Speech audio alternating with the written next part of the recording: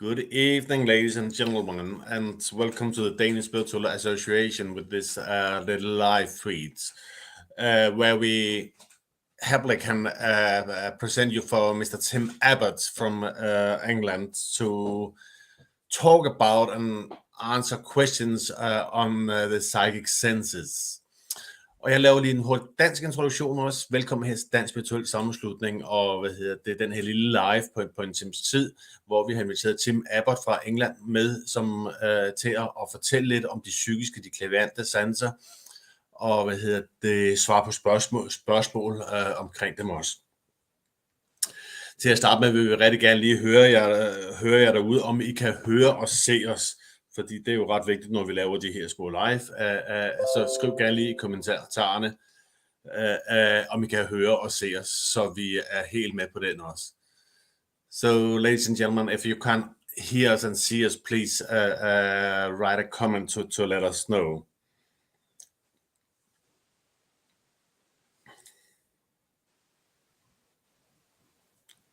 Let's see here.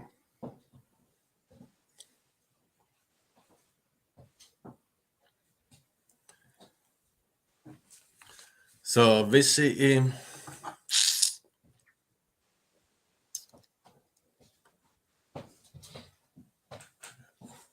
That's great. Okay, it seems like everybody can see and hear us, Tim. So welcome, Mr. Tim Abbott, to the Danish Spiritual Association for this about 1 hour about the psychic senses. It's a pleasure to be with you, Jack, and it's a pleasure to be in the company of the Danish people and whoever else is joining us this evening. It's always a lovely subject, the subject we're going to be looking at this evening. Those, definitely, the spiritual senses there. Yes, and we can say welcome to a few people that have joined us so far. We have Krystal-eksposten, we have Lisbeth, we have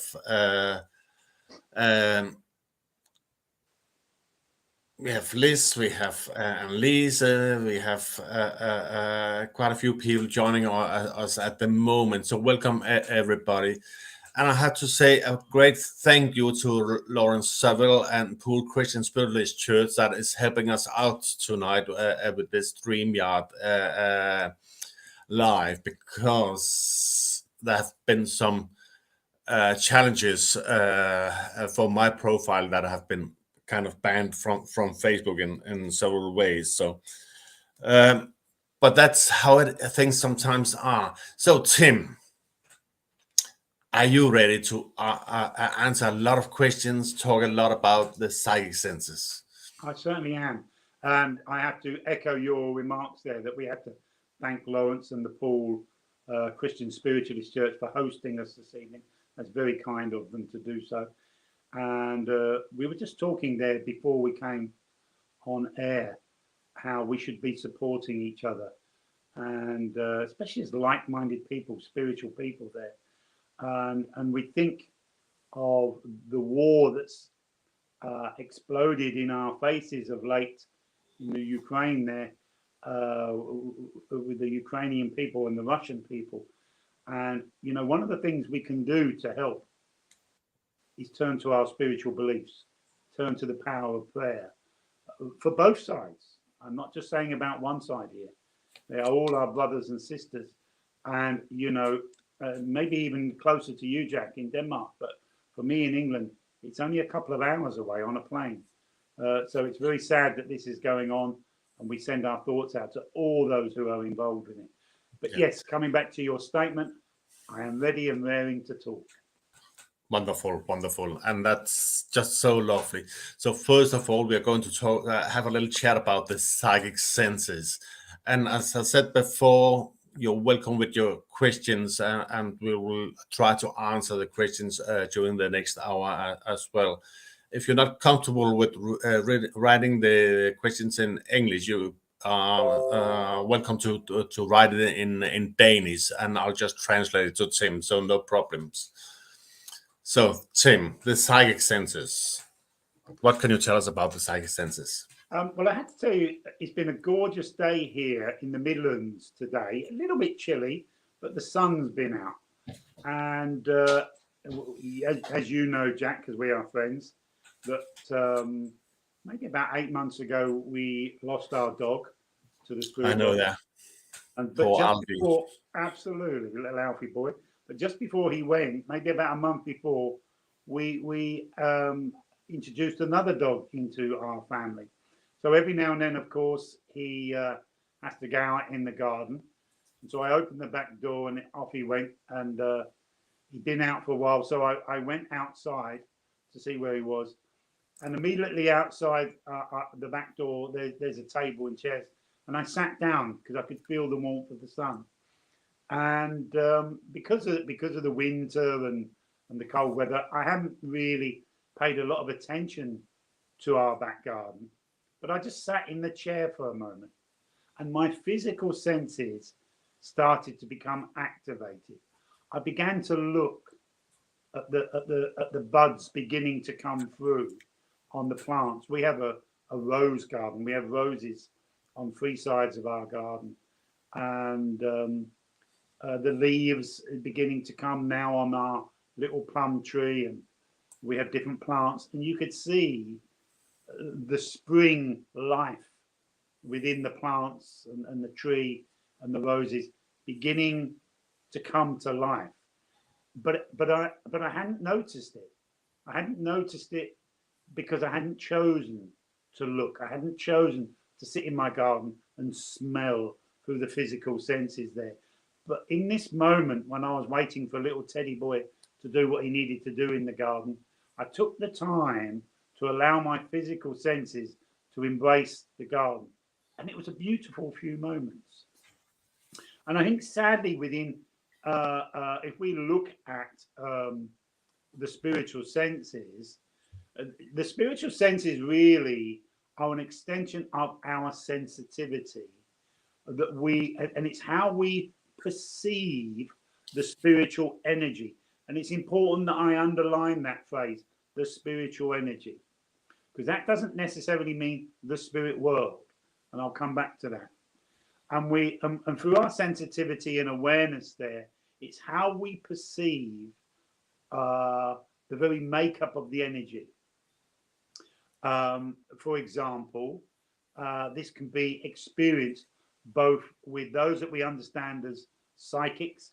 I believe you call that those people who use that wonderful psychic craft sometimes as clairvoyance in Denmark, Jack. Yeah.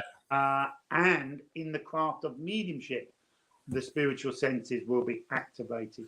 So just like when I spoke about me being in the garden, using my physical senses to attune to my garden and the beauty of it, it's how we perceive the spirit world and the psychic faculties, the psychic crafts, through our spiritual senses there. So both psychics and mediums will achieve this. For example, and I believe very strongly that the psychic crafts are beautiful crafts. Definitely. I choose to have gone down the mediumship road. I interact with the spirit world, but I do that through my psychic awareness. Now, the tarot, the crystal ball reader. If you think of the classical line that the crystal ball reader says, I'm focusing on the crystal ball, and there's a mist building in the crystal. Oh, and I can see a face in the crystal. Clairvoyance, the ability to see spiritual energy, nothing to do with the spirit world. It's it's through their focus on the energy that the crystal ball is giving off, that spiritual energy, and through their psychic ability, they are beginning to become aware of the information within the energy there. There's no intelligence behind it. It is a psychic faculty.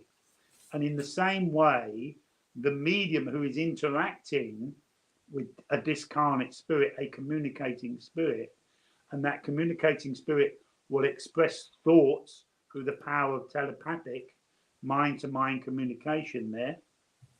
And there is a coming together between the energy of the medium and the energy of the communicator, and there's that blending. So there is a blending of energies and a blending of minds.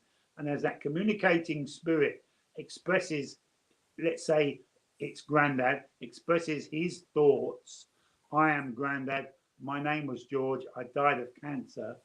The medium, through their sensitivity and awareness, will be aware of that energy and be aware of the shift that it makes within their energy, because there is a blending of energies, and they will perceive that information that is the very makeup of that thought process, that energy, through the faculties of their mind, but through those spiritual senses. Now, there are 6 senses. You stop me when you want me to stop, Jack. Yeah. If there's questions, but there are 6 senses.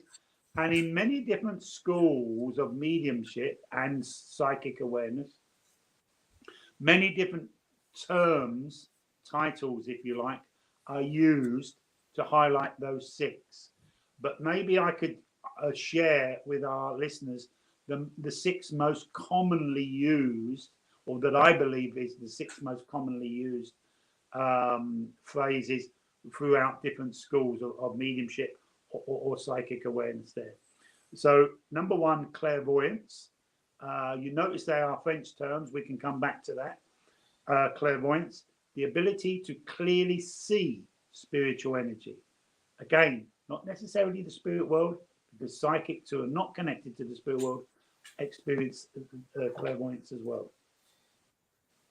Clairaudience, clairaudience, to clearly hear the spiritual energy.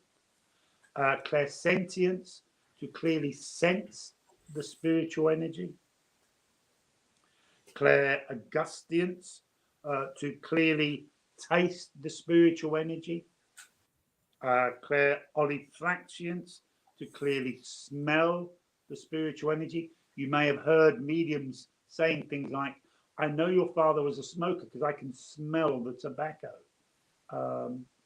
And claircognoscience, which is quite a modern terminology for a particular sense.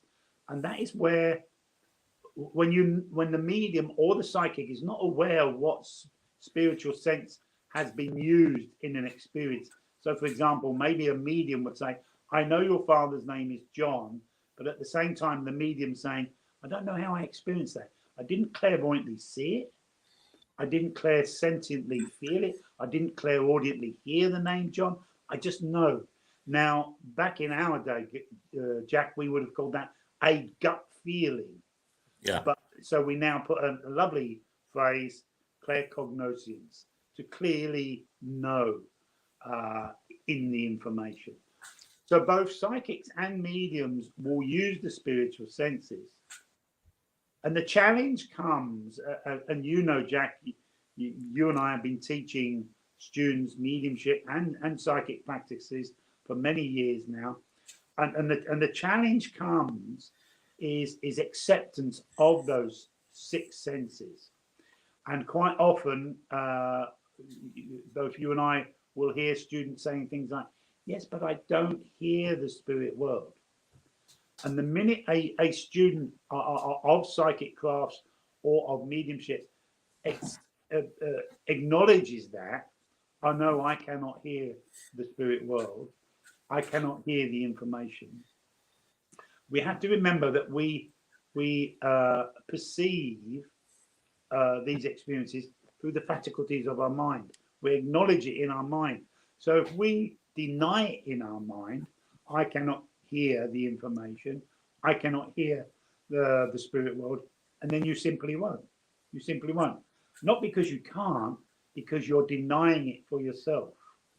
And so where the spiritual senses are concerned, we very much have to be of an acceptance of those senses.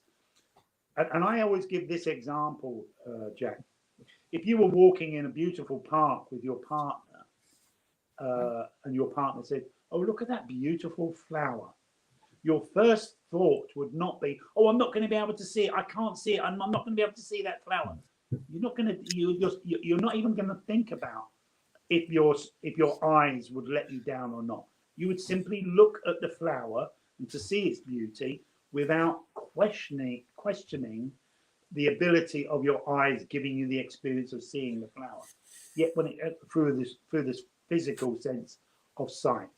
Yet when it comes to the spiritual senses, we question them. Yet we don't question the physical senses. And if we can have the same approach to the spiritual senses like we do the physical senses, your ability as a psychic or your ability as a medium would simply blossom so much, because they are aids, tools that we use, psychic tools that we use within the craft of mediumship or psychic awareness to enhance the experience. Yeah. And when we're talking about the senses, we might need to mention the way we use the senses. We can, like when we are seeing spiritual energy, we can see it objective or subjective. Absolutely. Because I know from students myself that have students that says, I see spirit, or I can't see spirit, but mainly because I haven't realized that they can see it subjective. They don't see it necessarily with the physical eye. Yeah. Yeah. So absolutely, you're so right there, Jack. And that doesn't mean subjective, as in within the mind's eye, if you like, submerged within the mind. Objective, outwardly, and that doesn't mean physical phenomena. Although you're seeing, for example, a communicating spirit. Again, let's say Grandad. You're seeing Grandad over the other side of the room, the room that you're standing in. It doesn't mean it's a physical phenomena. Grandad hasn't materialized. You are perceiving it on a spiritual level, but subjectively. Absolutely, Jack. And you can do exercises to enhance both of those, both subjective and objective. And they are just two different perspectives of that sense, in this case, clairvoyance. And one's not greater than the other. It's just how you perceive in the moment. Exactly. Absolutely, Jack. A very, very good point. I love it. And funny enough, of late, when I first started mediumship as a young man, I would say certainly 70% of my perception within clairvoyance was objectively perceived, and then that diminished. But of late, it seems to be coming back. Just naturally. I'm not trying to do anything, although you can encourage it through different exercises. It's just naturally coming back here, and it's wonderful when it does. I was doing a demonstration in Norway, and there was a lady sat in the doorway, not from the spirit world, in the physical sense. Everybody had gathered in this church, and she was sat at the door to my right, just in case there was any late people coming in. She could see them in safely to a seat while I was demonstrating. And as I was demonstrating, I could see a gentleman objectively stood by the side of her. Subjectively, I could hear him saying, clairaudience, that he was her husband, and clairvoyantly, subjectively, he showed me his job. He was like an inspector in a factory, overseeing people's work, and gave me some information. So I could comfortably say, with that experience there of clairvoyance, objective, if you like, outwardly. I have a gentleman with me here, loosely described him because I could see him clearly, like you and I can see each other, and spoke about his job, spoke about his relationship, and then just said, and I want to talk to you, and pointed to the lady. Bless her, she broke down crying because it was so accurate. It was accurate because, not because, oh, wow, you're a good medium, Tim, because I've accepted over the years, as every medium and psychic should, those six senses, that they are naturally part of my sensitivity and awareness and perception, just like the physical senses that are a part of me.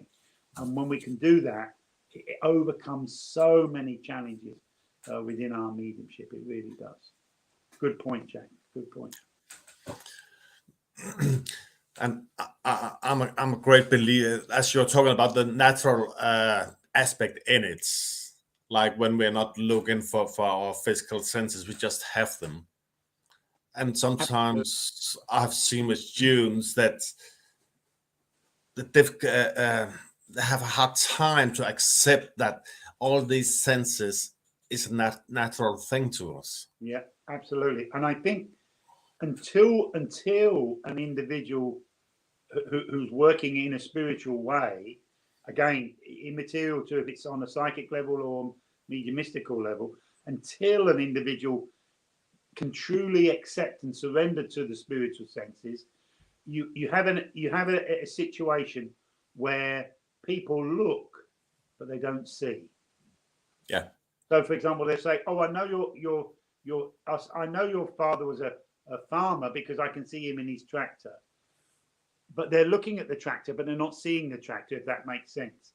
Yeah. A bit like sometimes when we're tired and the TV's on and we're watching a film, but we're just blankly looking at the screen of the TV, but not really engaging with the film or taking on board what we're seeing. And so when that student says, "I know your father was a farmer because I can see him in his tractor," if as a tutor I said, "What kind of tractor was it? What make of tractor?" "Oh, I have no idea."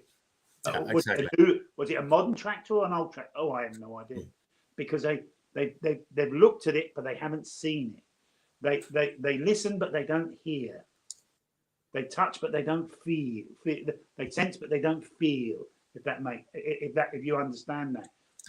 I do, and hopefully people out there understand as well, because it is really this, as you're talking about. We all know this sensation when we are looking at the telly. We probably all do that from time to time, and we see every picture, every move, everything, but we don't really take anything of it in. Absolutely. It's like we're going into kind of older state or something, just letting it pass that way. Absolutely. So definitely, yeah. I know I have a gentleman with me here. I ain't got a clue if he was tall or short or large or slim. I just know. It's almost like you're aware of them through the perimeter of your clairvoyance. Yeah. Which is sad because we're not allowing ourselves, like I did when I spoke about going out in the garden.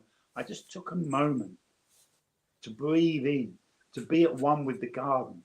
And sadly, we're not seeing that far too often with our mediums. And there's so much information there that they can.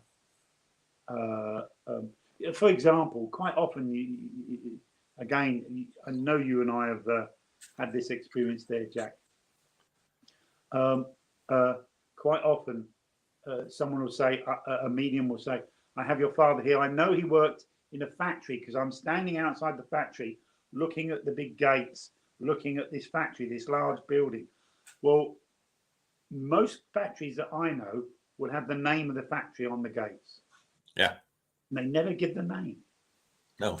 I did a demonstration here in England about 2 weeks ago, Jack, and I had a gentleman who was a mechanic, and it turned out to be he was the boyfriend of my client, and his message was about my client communicating with her mother.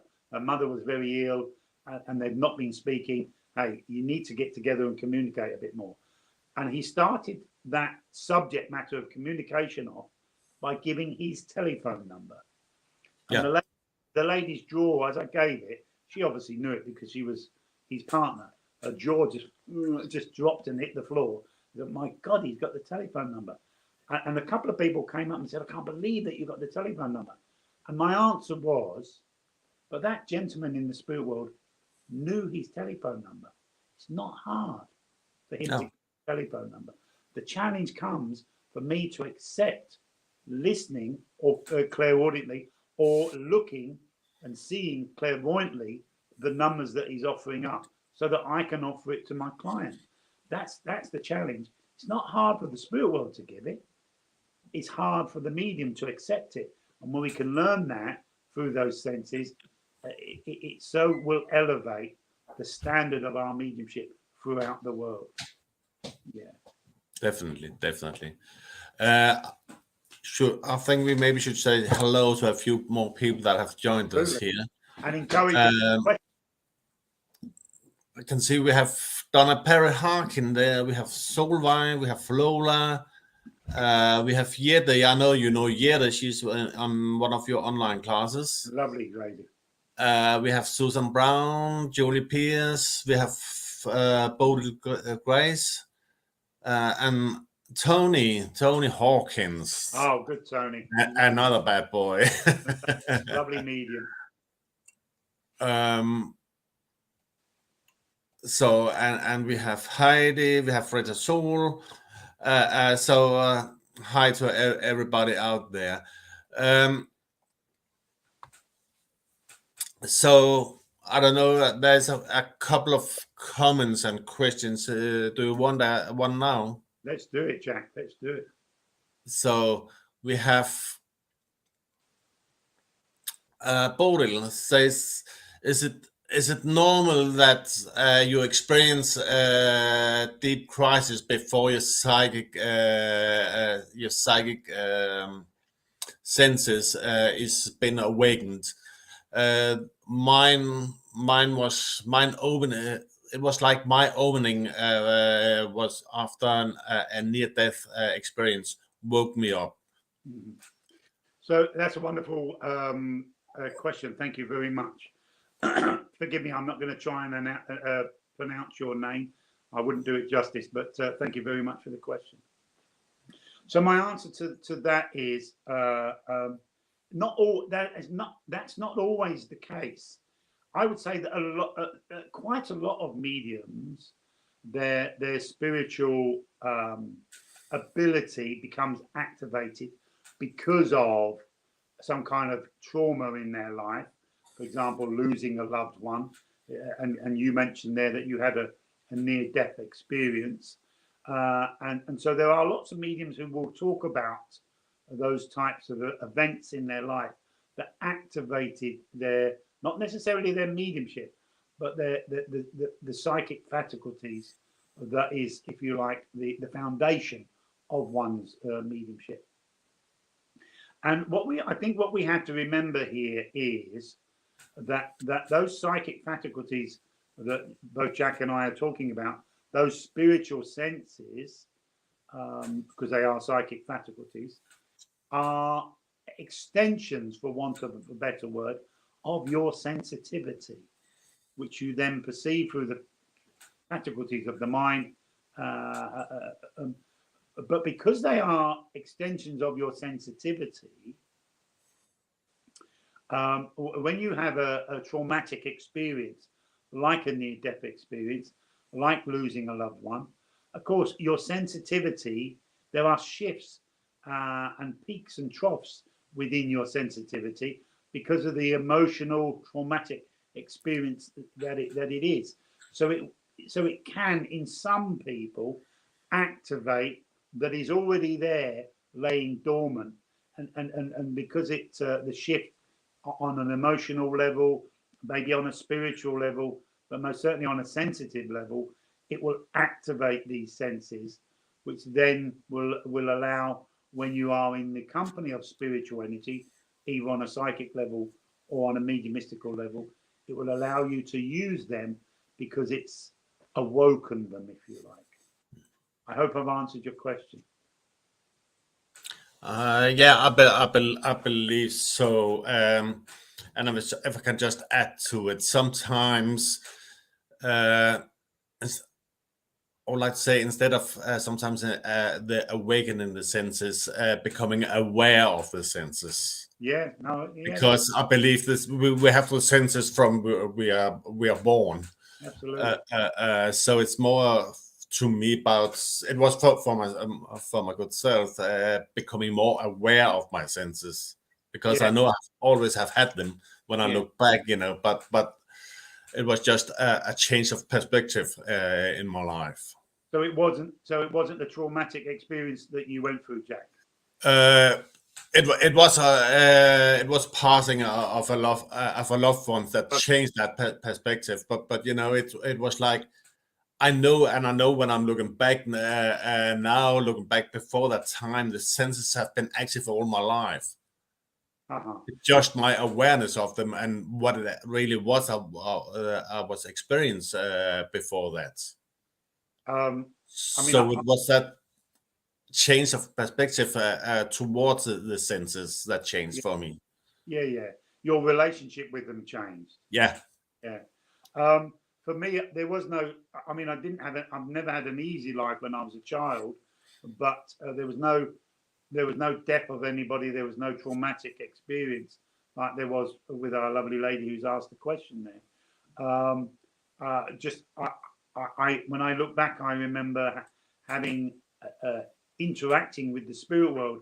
Certainly from the age of 7, I have memories of that, but I can't remember a moment where I began to become aware of the spiritual senses. As you say, they were just always there. They were just always there. And I look back, certainly as far back as the age of 7, when they were just in place. So for some, it's fair to say that traumatic experiences in their life will activate them or allows them to become more heightened, which, as Jack said there, allows you to become more aware of them, which changes your relationship with them, or they're just naturally there for some people. There's this phrase which is another discussion for another time. Are mediums born or are they developed? And I think for some, it's just there. It's just there. Yeah, very good question. Thank you very much. Yes. And we have a comment here from Jette. Says, I have trained here in the Corona era to sharpen my senses by sitting in the nature and strengthen my abilities, in addition to enjoying getting out in the air.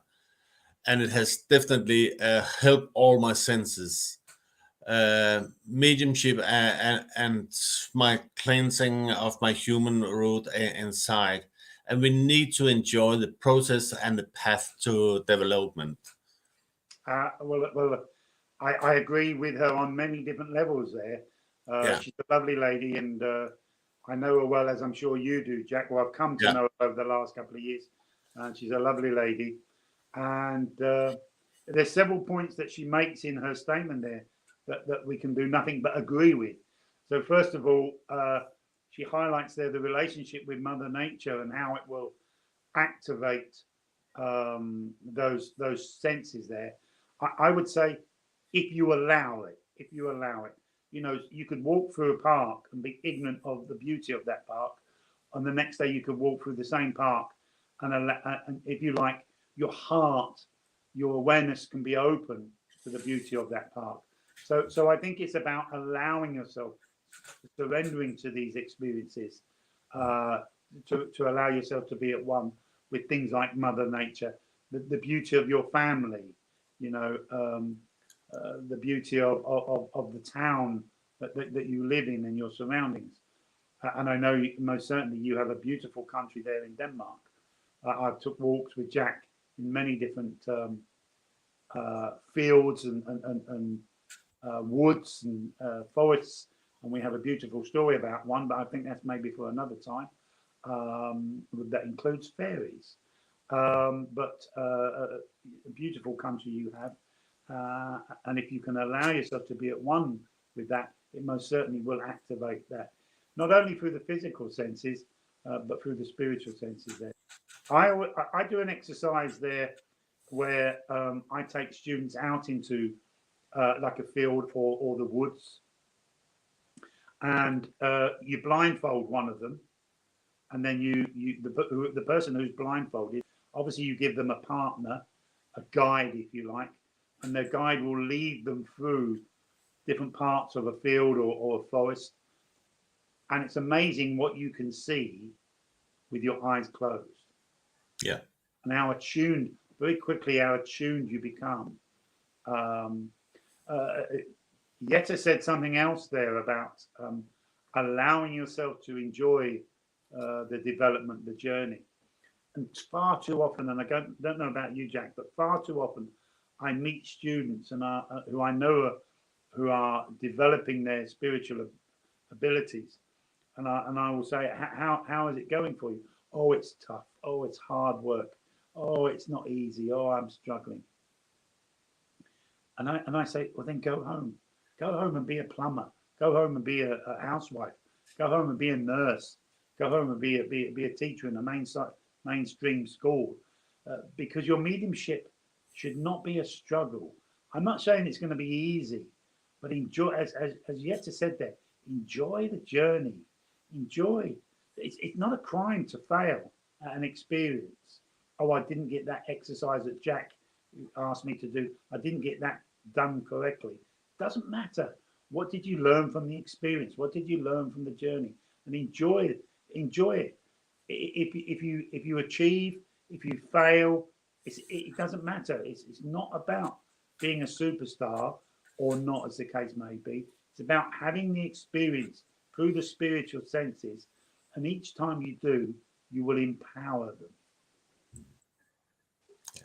And I think it might be worth mentioning, I know from my own experience, but also from some of my students, that sometimes during the times where we can feel like our development is standing still, that's actually where our mediumship is growing.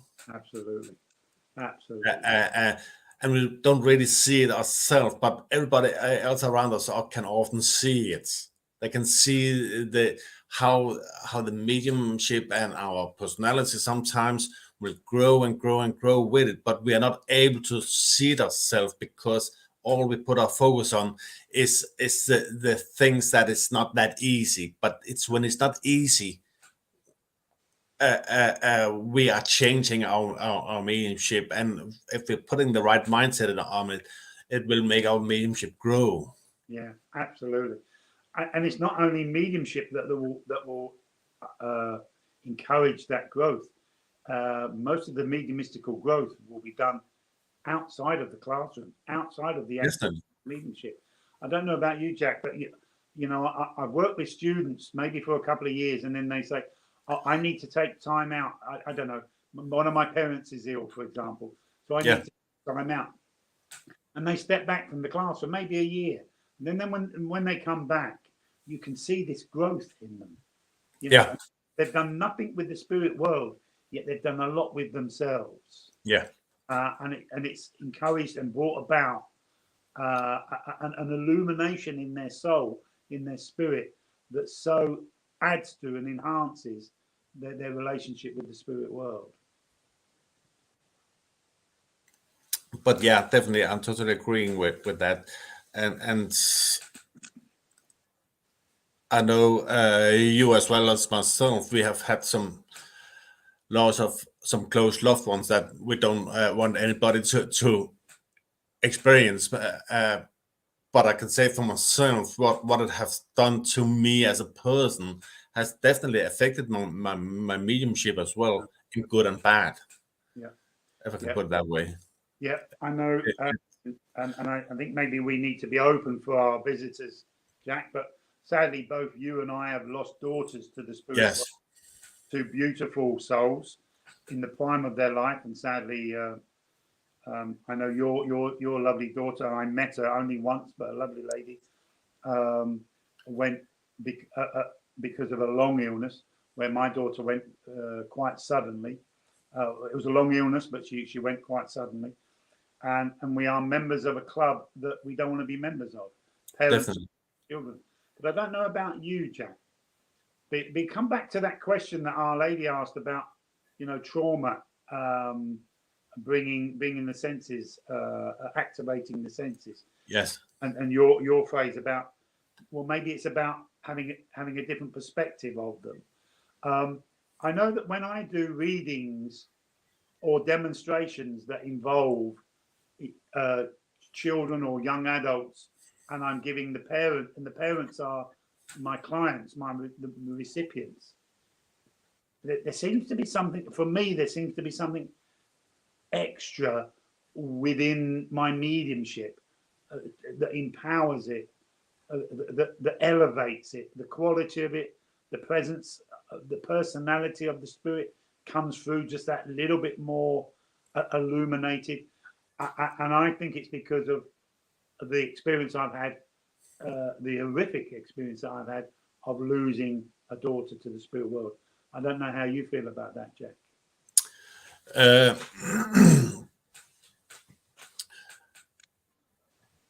I know through the process, I was struggling a lot, both with myself and my mediumship and everything. But I feel like in that process, I got closer and closer to myself.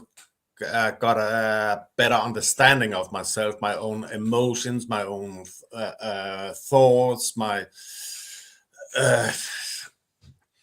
and I think that through that process, and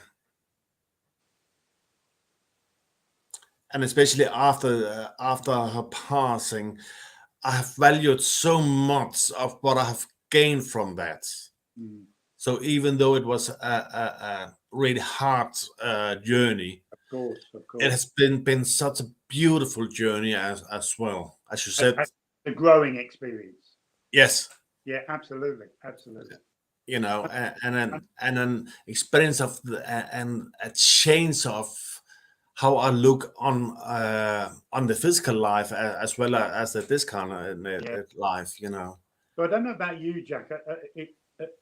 What also it's done to me is if I give a reading to somebody, and I bring through their child, yeah, I can tell very easy with my client if they're ready to accept their child from the spirit world or not.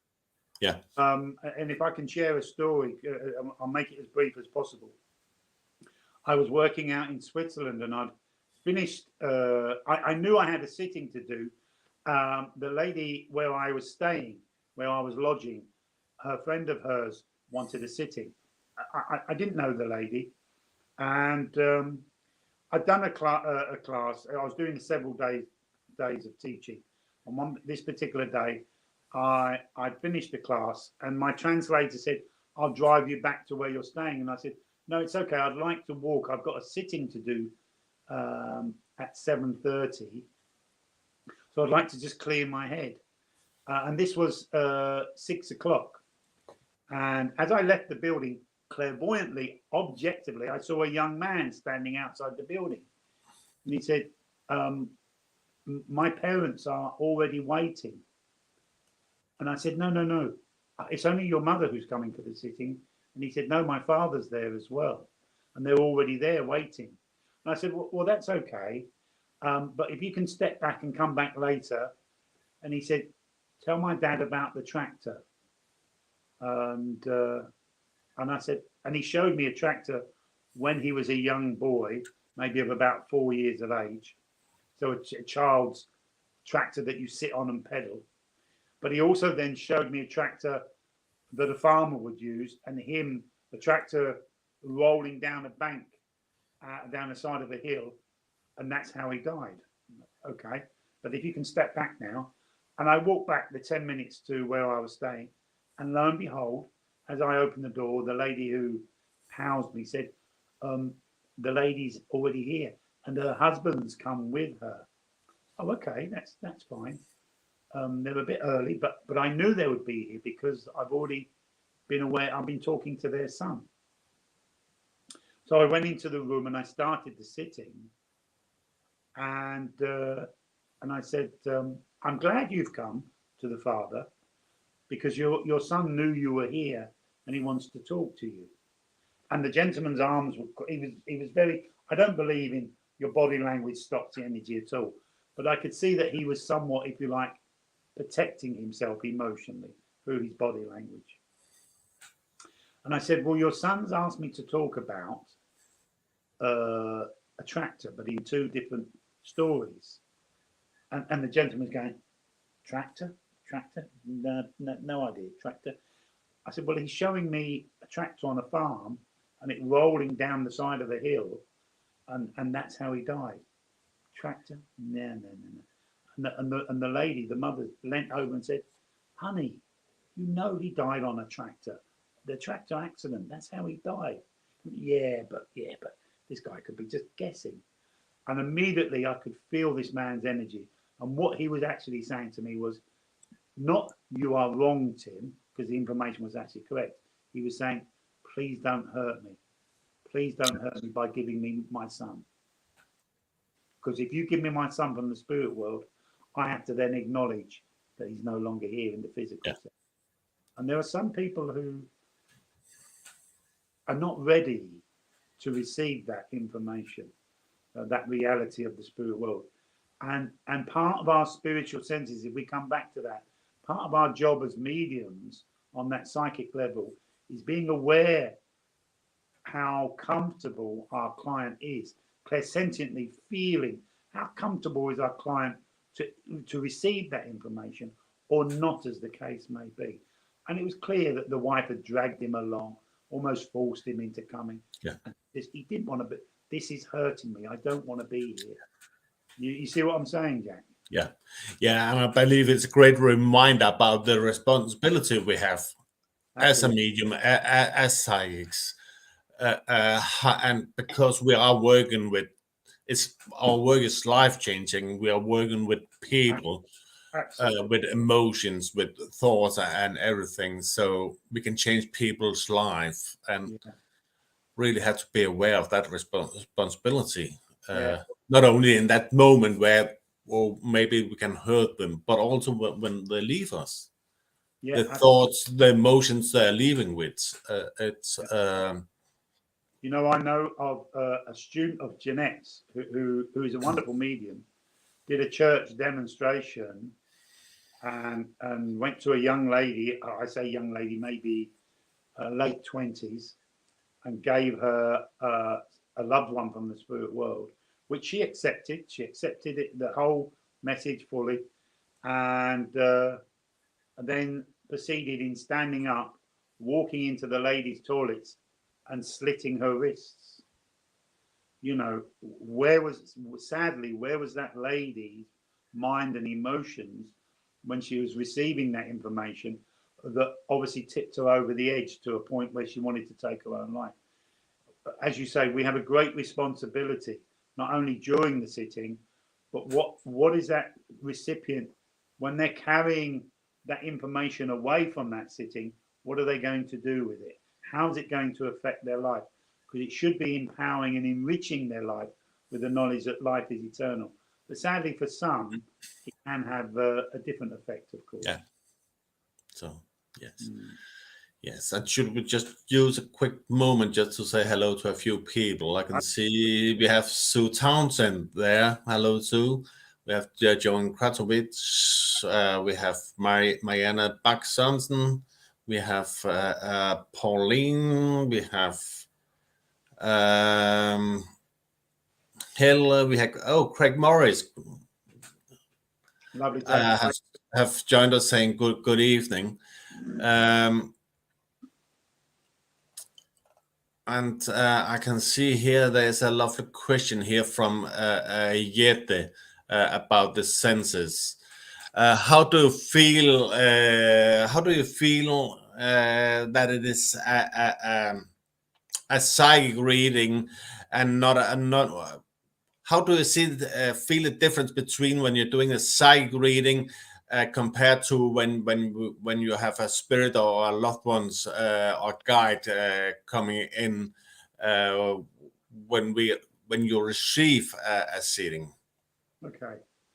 So I think the simple answer to that is it's a very individual experience. So if we come back to what we were talking about earlier, that the spiritual senses are an extension of our sensitivity.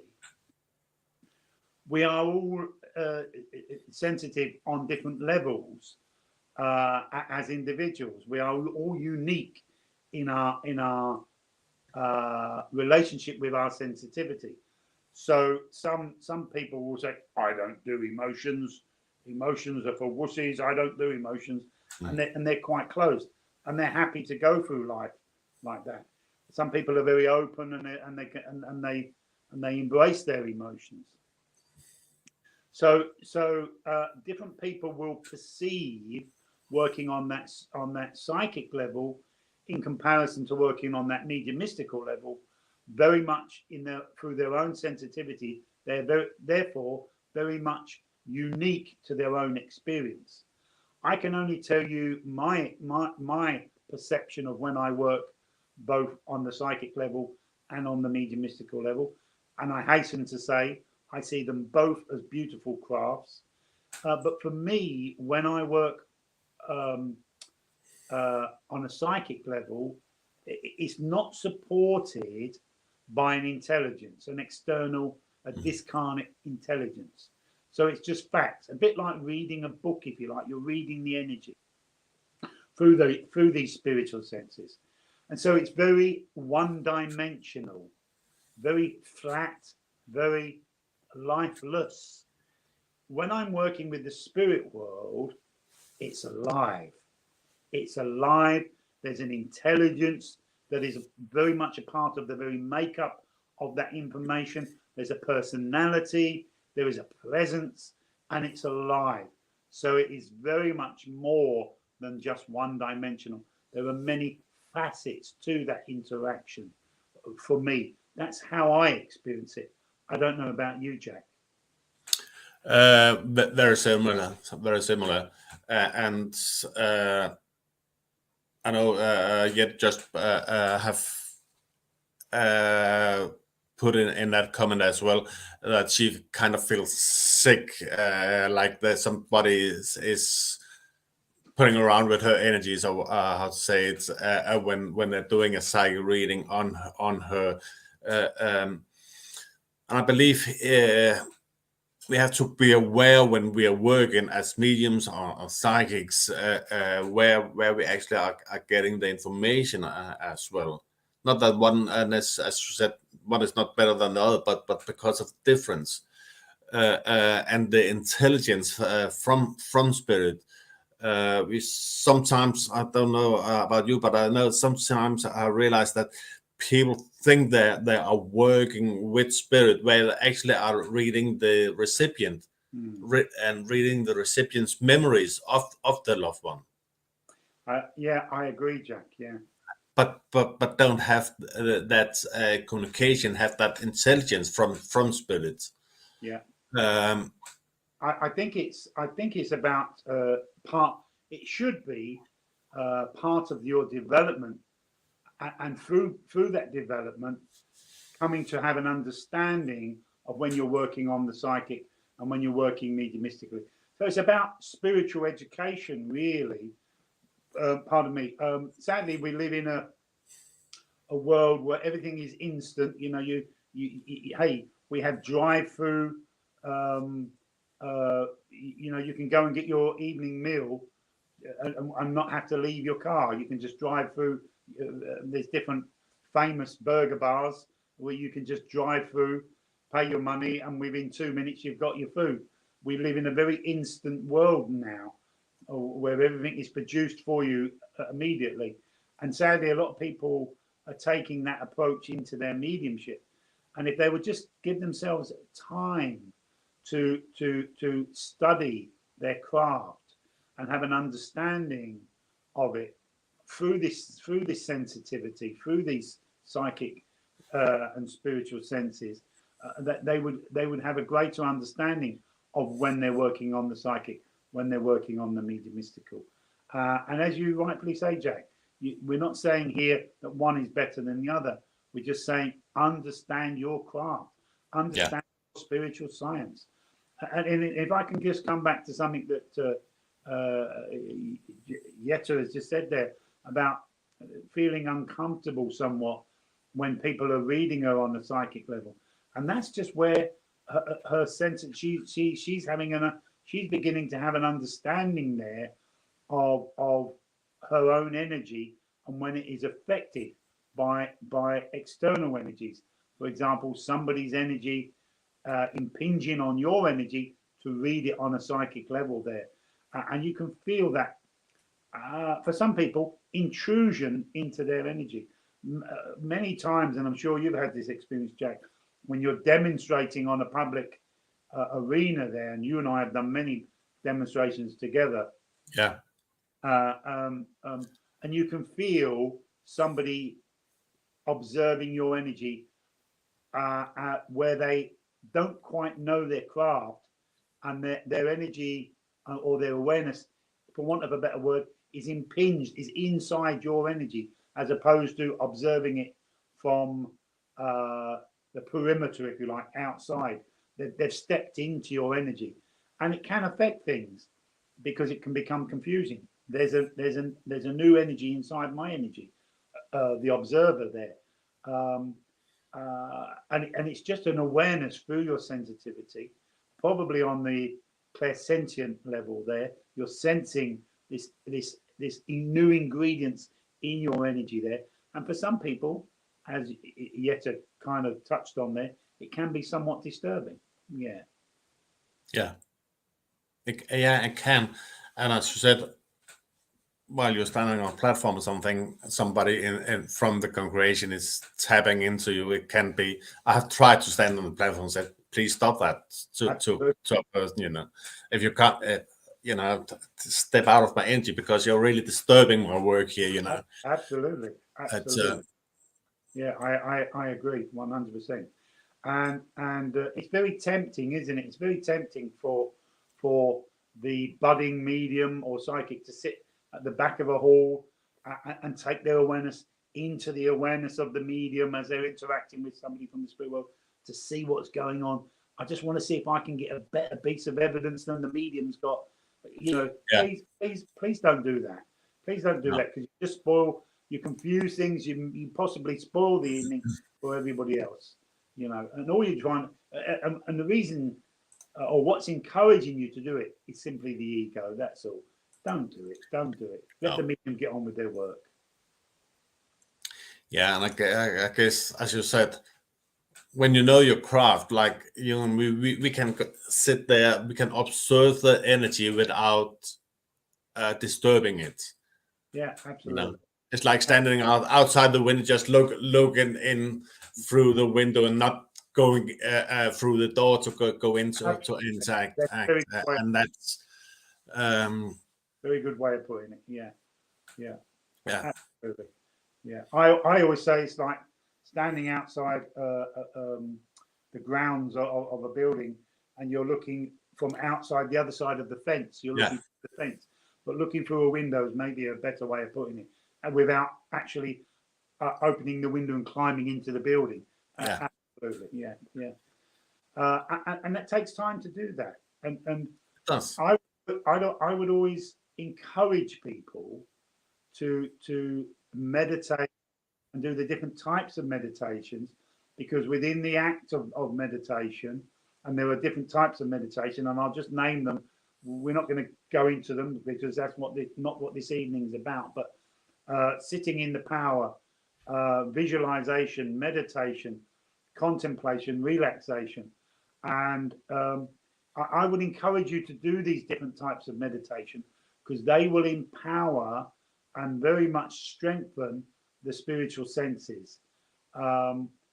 Encourage yourself to do meditations where you're talking to, therefore you're listening to somebody from the spirit world. You're having a chat with somebody. You're seeing them. You're sensing their presence. You're listening to their input, as indeed they're listening to your input.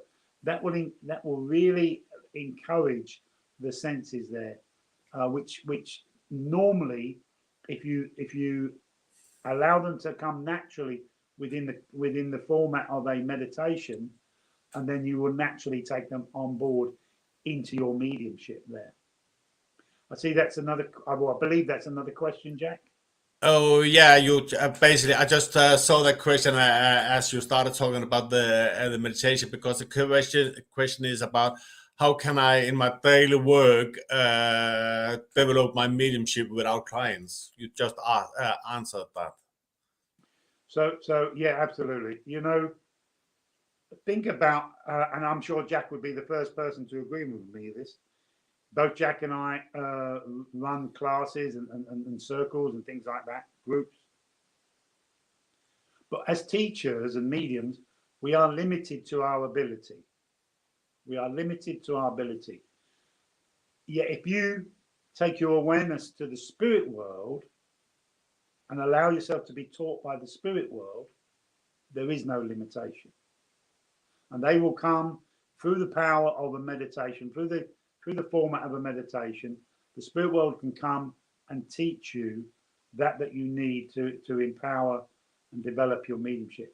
Somewhere along the line, you'll need to go and sit in a group with physical people where you do have to give a sitting to somebody. So you get that physical input and you get that response, those yeses and nos and I don't knows. But there's no limitation with the spirit world and what the spirit world can give you, the experiences that the spirit world can give you. So spend time in the company of the spirit. How can you do that? Through the power of meditation.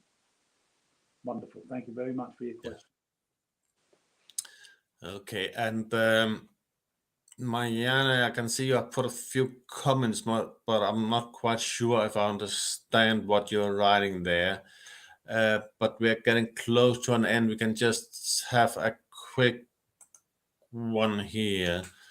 It's for the soul says, to me, it's about develop yourself, both emotional and mental, some as well as moral and ethic. The more you know yourself, the better I believe that the ability to see the difference. See the difference between being in the to be in the not physical world. How do you look at this? Yeah, I can only agree with her. Thank you for your statement there. I don't believe that anybody should start mediumistical development to become a medium. That should not be your goal. To develop your mediumship should not be the goal should not be to become a medium. It should be to become a better person.